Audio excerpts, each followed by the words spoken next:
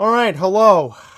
I am so happy tonight about this news regarding Robert Sylvester Kelly. He has been convicted of sex trafficking. This is huge news. I have been following this for a while now. As you know, I made that video 2 years ago, Trapped in Lies, and now the lies have just caught up to Robert Sylvester Kelly. It's quite obvious that this person's going to be spending a lot of years in prison, and for what he's done, I used to like his music. I've lost my respect for him 2 years ago after more women came forward and after I watched all those specials on him, all the women who've came forward, and I'm glad they did. And this has been a trend now for 4 years since Harvey Weinstein's scandal broke out. We saw Bill Cosby for a bit. Bill Cosby got out. I don't know why he's out, but there'll be more coming to Bill Cosby sooner or later. But as far as R. Kelly is concerned, literally, I got home at 3:15 today. I was getting undressed from work. My phone's blowing up saying that R. Kelly got convicted, and I'm like, finally.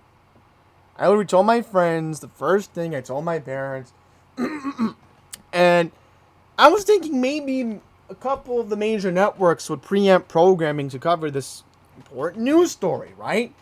R&B superstar that was found guilty in a court of law. The only American network that covered this today was NBC. So, CBS and ABC, you should be ashamed of yourselves. Okay? Because at 3 p.m. here in New York, I get Dr. Phil. And then 3 o'clock, I get General Hospital on my local CBS and ABC affiliates in New York. Now, at 3 o'clock in New York City, we get Ellen. We get Ellen DeGeneres. So, they interrupted around 3:30 NBC, and I'll give Lester Holt credit. He was on the air covering it, but as far as CBS, where was Nora O'Donnell? And as far as ABC was concerned, where was David Muir? Because this was a major breaking news story at 3:30 today. But needless to say, I'm just going to quickly criticize the media, and if YouTube doesn't like that, well, too bad. I'm going to criticize the media like I've done with New York One before. And later on, I am going to call out New York One later this week because there's crime that they have not covered, per usual. Okay, so let's read this. Robert Sylvester Kelly, the R&B superstar known for his anthem I Believe I Can Fly, and of course the remix to Ignition, was convicted on Monday in a sex trafficking trial after decades of avoiding criminal responsibility for numerous allegations of misconduct with young women and children. A jury of 7 men and 5 women found the R&B superstar guilty of all 9 counts, including racketeering on their second degree deliberations. Kelly wore a face mask below, black rimmed glasses, remaining motionless with eyes downcast as the verdict was read in federal court in Brooklyn, New York. Prosecutors alleged that the entourage managers and aides who helped Kelly meet girls and keep them obedient and quiet amounted to criminal enterprise. 2 people have been charged with Kelly in a separate federal case pending in Chicago, Illinois.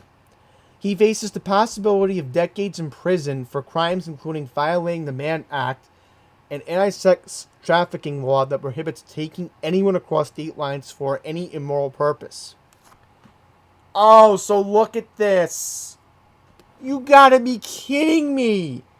So it says, sentencing will not take place until May of next year.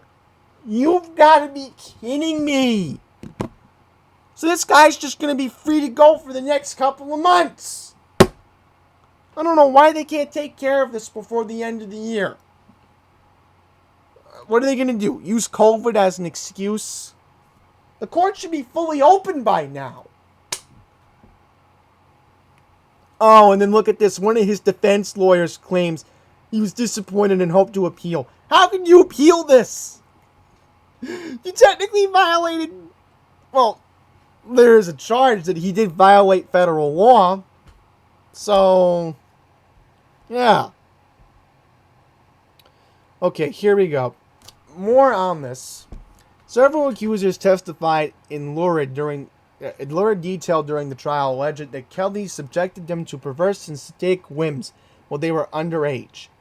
For years, the public and news media seemed to be more amused and horrified by allegations of inappropriate relationships with minors, starting with Kelly's illegal marriage to the R&B phenom Aaliyah in 1994 when she was just 15. His records and concert tickets kept selling.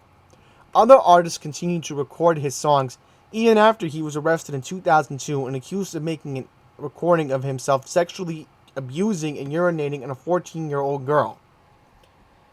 Widespread public condemnation didn't come until a widely watched docuseries, Surviving R. Kelly, helped make his case a signifier of the Me Too era and gave voice to accusers who wondered if their stories were previously ignored because they were black women. U.S. Attorney Jacqueline Kloss said, "To the victims in the case, your voices were heard and justice was finally served." Gloria Allred, a lawyer for some of Kelly's accusers, said outside the courthouse that out of all the predators she's gone after, a list including Harvey Weinstein and Jeffrey Epstein, Mr. Kelly is the worst. So, then in defense label, the accusers groupies and stalkers. So they're just going to use that as an excuse. Like, come on. At the trial, several of Kelly's accusers testified without using the real names to protect their privacy. Jurors were showed homemade videos of Kelly engaging in sex acts the prosecutor said were not consensual. So there you go. I mean, there's so much that I can go into, but the main thing is, this is just long overdue. Long overdue. And again, if the Harvey Weinstein story never went viral 4 years ago, and out of all people who broke the story was then radio host Michael Savage, you know, in a way, you can thank Michael Savage for this.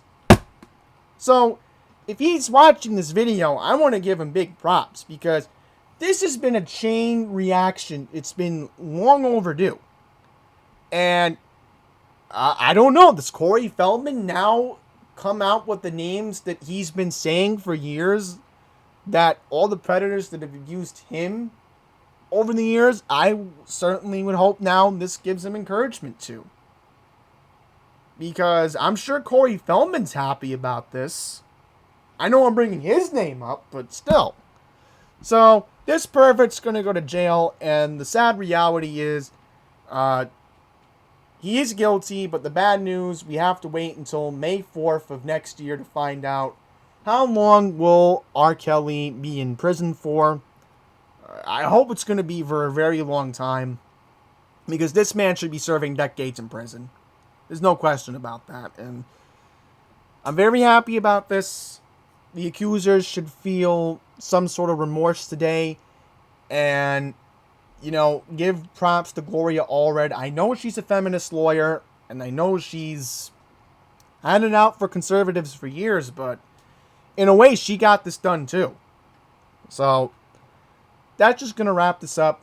Thank you for watching, and, you know, maybe there's finally some justice for Aaliyah as well. So that's all I'm going to say for now. Till the next one, please take care.